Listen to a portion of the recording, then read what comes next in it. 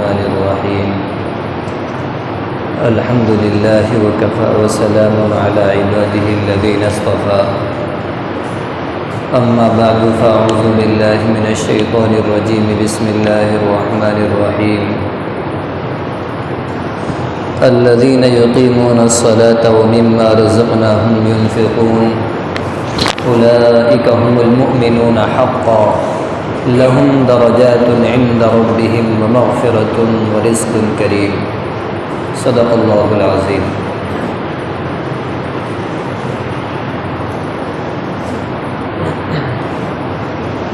اللہ تعالیٰ نے اپنے بندوں پر کچھ چیزیں فرض فرمائی اور کچھ چیزیں اللہ تعالیٰ نے اپنے بندوں پر حرام فرمائی۔ کچھ کام کرنے کے ہیں، کچھ کام نہ کرنے کے ہیں۔ مثال کے طور پر نماز پڑھنی ہے، روزہ رکھنا ہے، زکوٰۃ ادا کرنی ہے، حج کرنا ہے، اور کچھ کام نہ کرنے کے ہیں، جیسے ہر چھوٹے بڑے گناہ سے بچنا ہے، شراب سے بچنا ہے، زنا سے بچنا ہے، خنزیر کے گوشت کے کھانے سے بچنا ہے، اور اس کے علاوہ جو بھی ناجائز چیزیں ہیں، حرام چیزیں ہیں، ان کے کھانے سے، استعمال سے بچنا۔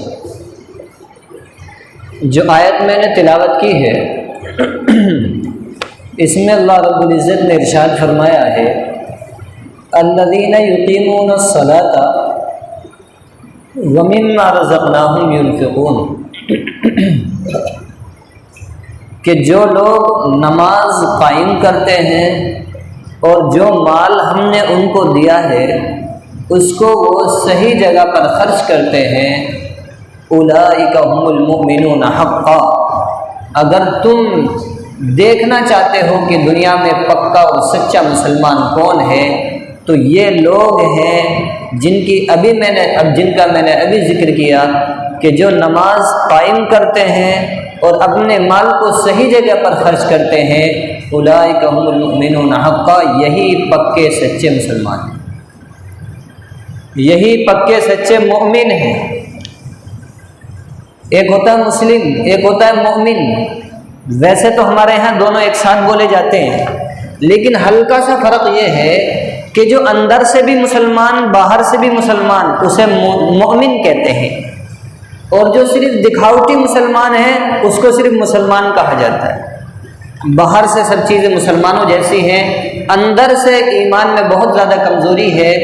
یا ایمان ہی نہیں ہے بالکل، تو اس بندے کو یا تو منافق کہتے ہیں یا پھر اس پر ظاہری ٹائٹل مسلمان کا لگا دیتے ہیں۔ لیکن قرآن نے جو یہاں لفظ بولا ہے وہ یہ بولا ہے کہ جو نماز پڑھتے ہیں اور صحیح جگہ پر اپنے مال کو خرچ کرتے ہیں وہ پکے سچے مومن ہیں، اندر سے بھی ایمان والے ہیں، اندر سے بھی ایمان والے ہیں۔ اس کا کیا مطلب ہوا کہ اگر نمازوں کے اندر کوتاہی ہے اور مسلمان ہونے کے باوجود نماز کے اندر کوتاہی کرتا ہے تو پھر اللہ تعالیٰ اس آیت کی روشنی میں گویا ہم یہ مضمون نکال سکتے ہیں اور یہ بات سمجھ سکتے ہیں کہ ہمارا ایمان پکا نہیں۔ ہم ظاہر میں کہنے کو تو مسلمان ہیں لیکن ہمارا ایمان پکا نہیں ہے، اور ہو کیسے جائے گا؟ اس لیے کہ اللہ کے نبی صلی اللہ علیہ وسلم نے ایک حدیث شریف کے اندر ارشاد فرمایا من ترک الصلاۃ متعمدا فقد کفر، کہ جو مسلمان ہونے کے باوجود اسے پتا ہے کہ میرے اوپر نماز فرض ہے پھر بھی جان بوجھ کر وہ نماز کو چھوڑ دیتا ہے تو ایسا سمجھو جیسے اس نے کافروں والا کام کیا، یہ مسلمان کا کام نہیں ہے جان بوجھ کے نماز۔ ایک دوسری حدیث میں اللہ کے نبی نے ارشاد فرمایا کہ اگر تم یہ سمجھنا چاہتے ہو کہ ایک مسلمان اور ایک غیر کے اندر فرق کیا ہے، کس چیز سے ایک مسلمان اور غیر مسلم میں فرق ہوگا؟ داڑھی سے مسلم اور غیر مسلم میں فرق نہیں ہوتا، بہت سارے غیر مسلم بھی رکھتے ہیں، ٹوپی بھی بہت سارے غیر مسلم اوڑھ لیتے ہیں، کرتا پاجامہ بھی بہت سارے مسلمان اور غیر مسلم اوڑھ لیتے ہیں، لیکن اگر ایک مسلم اور غیر مسلم میں آپ حقیقی طور پر کوئی چیز چاہتے ہیں کہ جس سے آپ مسلمان اور کافر کے درمیان فرق کر سکیں، وہ تو صرف نماز ہے۔ نماز سے ایک مسلمان اور کافر کے درمیان فرق ہوتا ہے۔ بڑی سخت سخت وعیدیں اللہ کے نبی کی نماز کے چھوڑنے پر ہیں، اور اللہ کے نبی صلی اللہ علیہ وسلم نے نماز پڑھنے والوں کے لیے بڑے فضائل بھی بیان کیے کہ جو بندہ نماز پڑھتا ہے، ایک مرتبہ اللہ کے نبی چند صحابہ کے ساتھ سردی کے زمانے میں باہر کی طرف نکلے، ذرا جہاں پیڑ وغیرہ تھے، اور آپ نے کچھ صحابہ وہیں کھڑے ہوئے تھے، اللہ کے نبی نے ایک پیڑ کی ٹہنی پکڑی اور ٹہنی پکڑ کر اس کو ہلایا، تو اس ٹہنی پر جتنے پتھر تھے وہ سب زمین پر گر گئے۔ اللہ کے نبی نے صحابہ سے پوچھا کہ تم مجھ سے یہ نہیں پوچھو گے کہ میں نے یہ ٹہنی کیوں ہلائی ہے؟ تو صحابہ نے پوچھا بالکل اللہ کے نبی بتائیں آپ نے کیوں یہ ٹہنی ہلائی ہے؟ اللہ کے نبی نے فرمایا جس طرح تم دیکھ رہے ہو کہ میرے ہلانے سے اس ٹہنی کے سارے پتے جھڑ کر زمین پر گر گئے، جب ایک مسلمان بندہ نماز پڑھنے کے لیے اللہ کے گھر میں آتا ہے تو اس کے سارے گناہ اسی طرح جھڑ جاتے ہیں اس کے جسم سے، جس طرح اس پیڑ سے پتے جھڑتے ہیں۔ بندہ جب کھڑا ہوتا، بلکہ ایک حدیث میں تو یہ فرمایا کہ جب نماز کے ارادے سے اپنے گھر سے چلتا ہے اور گھر سے چلنے کے بعد وضو خانے پر بیٹھ کر وضو کی جگہ پر وہ اپنے ہاتھ میں وضو کے لیے صرف کلی کرنے کے لیے جب وہ پانی ہاتھ میں لیتا ہے تو اللہ تعالیٰ اس کے اس پانی ہاتھ میں لینے کی برکت سے اس کے گزشتہ گناہوں کو معاف فرما دیتا ہے۔ جب اس پانی لینے پر جو صرف وضو کرنے کی تیاری میں اللہ تعالیٰ گناہ معاف فرما رہے ہیں، تو جب وہ آ کر سجدہ کرے گا یہاں پر اور اللہ کے سامنے اپنی سب سے بڑی چیز اللہ کے سامنے رکھ دے گا، اللہ کے قدموں پر رکھ دے گا، تو اللہ تعالیٰ اس کے ساتھ کیا معاملہ کرے گا؟ جب صرف وضو کرنے پر مغفرت ہے تو مسجد میں آ کر سجدہ کرنے پر اللہ تعالیٰ اس کو کیا کیا انعام عطا فرمائے۔ میرے عزیزو، اس نماز کے چھوڑنے کی وجہ سے ہم ذلیل ہیں، اور اس نماز کو پکڑ لیں گے تو انشاءاللہ ہمیں عزت ملے گی۔ قرآن میں ایک جگہ پر ہے وَأَنْتُمُ الْأَعْلَوْنَ إِن كُنتُم مُؤْمِنِينَ، مسلمانوں سن لو، اگر تم یہ چاہتے ہو کہ دنیا میں تمہارا ڈنکا بجے اور ساری دنیا میں تم ہی غالب رہو تو تمہیں یہ بات یاد رکھنی چاہیے کہ جو تمہارے دین کے ایمان کے کام ہیں انہیں تمہیں پوری پابندی اور مکمل طریقے سے ادا کرنا پڑے گا۔ اگر تم پکے سچے مسلمان ہو تو دنیا میں پاورفل تم ہی ہو۔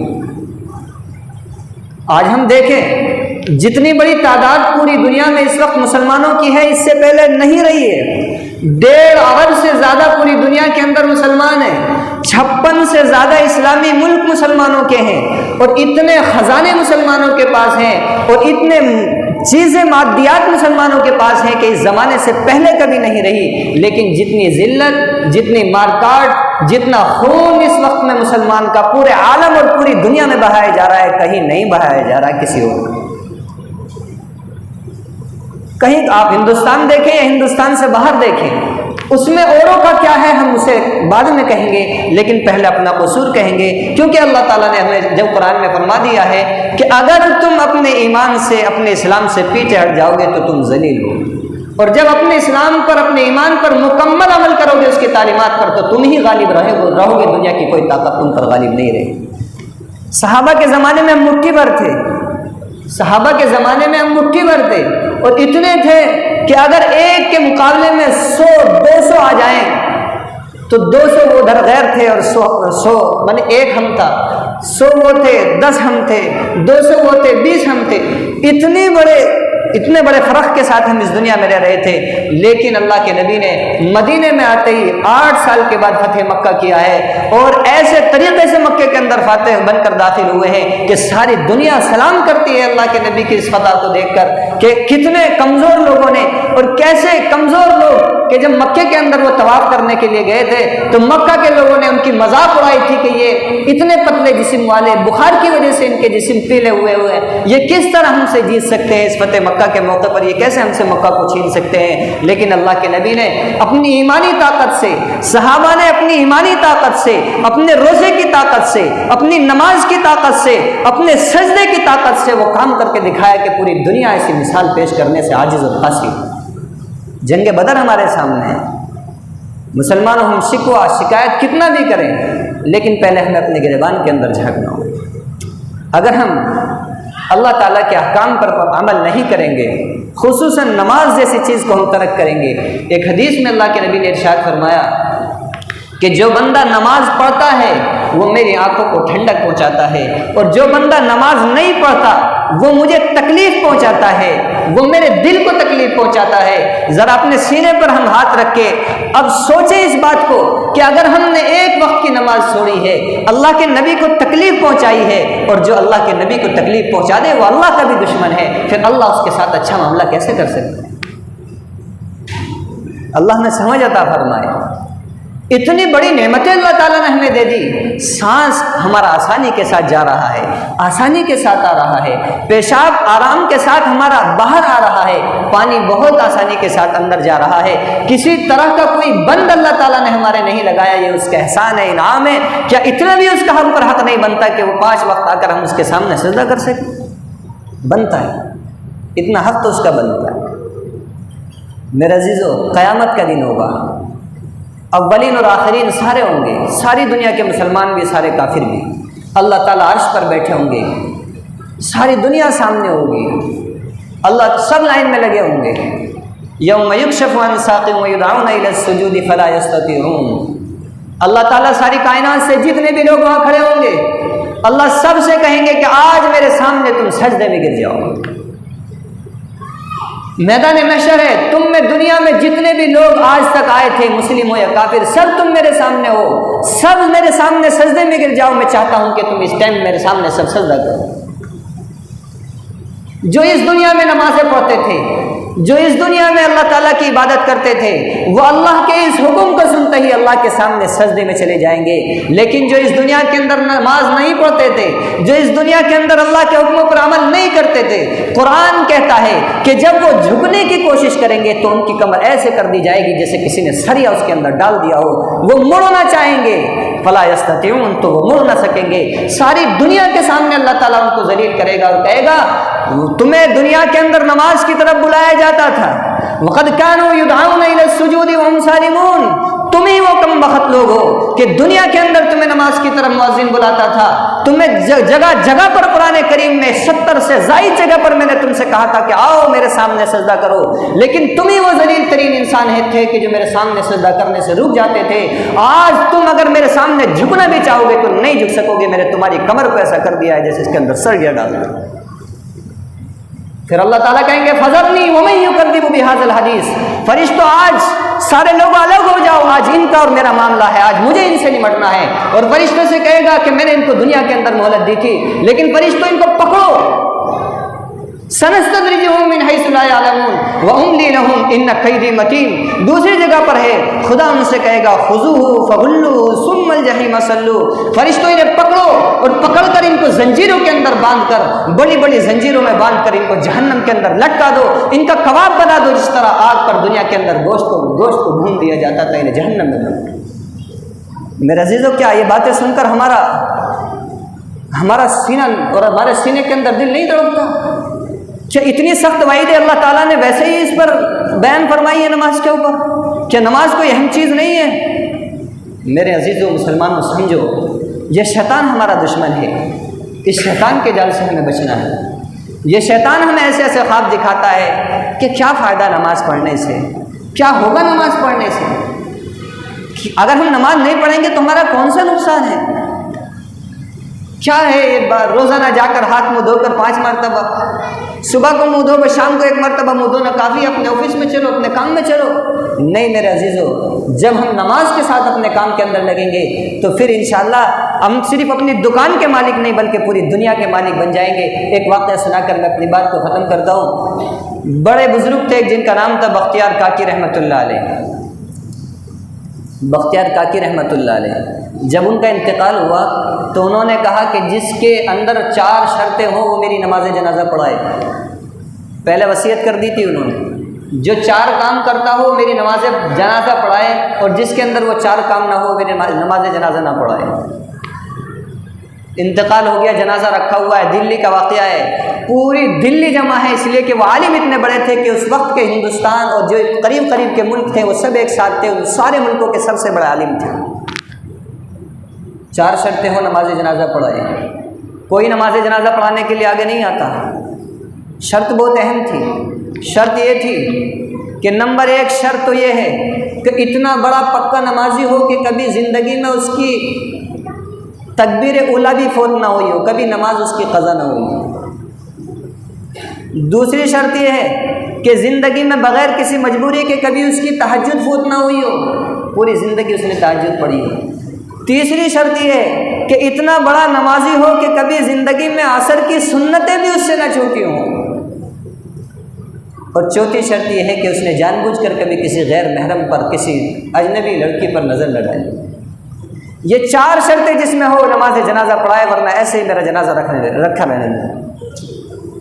پورا پورا پورا عالم جمع ہے، ایسا سمجھو، وہاں کسی کی ہمت نہیں ہے کہ جو آگے بڑھ سکے۔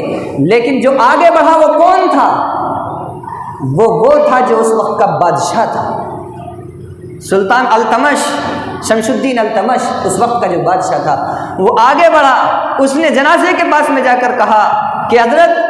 میں نے اپنی بات چھپا کر رکھی تھی، میرے زمانے میں کسی کو یہ بات نہیں بتائی تھی، لیکن آج جب میں نماز پڑھاؤں گا تو ساری دنیا سمجھ جائے گی کہ یہی بندہ ہے جس کے اندر یہ 4 صفات ہیں۔ چنانچہ اس نے نماز پڑھائی۔ لیکن میرے عزیزو، میں جو اس واقعے میں آپ کو بتانا چاہتا ہوں وہ یہ کہ یہ جو بادشاہت اس کو اللہ تعالیٰ نے عطا کی ہے، کہ اتنا بڑا بادشاہ یہ ہے، اتنا بڑا بادشاہ اللہ تعالیٰ نے اس کو کیوں بنایا؟ اس لیے کہ اس نے ان تمام نمازوں کی اور ان تمام احکام اسلام کی پابندی کی ہے۔ اس کی برکت سے اللہ تعالیٰ نے اس کو بادشاہ بھی بنا دیا، ایک وقت میں بادشاہ بھی ہے اور اتنا بڑا نمازی بھی ہے۔ تو اگر ہماری ٹینشنیں ہیں کاروبار کی، ہماری پریشانیاں ہیں کاروبار کی، تو جیسے اس کو نماز سے بادشاہت مل سکتی ہے، تو کیا ہمیں ہماری نماز سے، ہمارے کاروباروں سے پریشانیاں ختم نہیں ہو سکتی؟ بالکل ہو سکتی ہیں۔ اللہ تعالیٰ نے کہا ہے کہ تمہارے لیے بہترین درجے ہیں، تمہارے لیے مغفرت ہے، آؤ تم میرے سامنے سجدہ کرو، تمہاری ساری پریشانیاں سجدے میں جاتے ہی میں ختم کر دوں گا۔ اللہ تعالیٰ عمل کی توفیق نصیب فرمائے۔ جلدی سے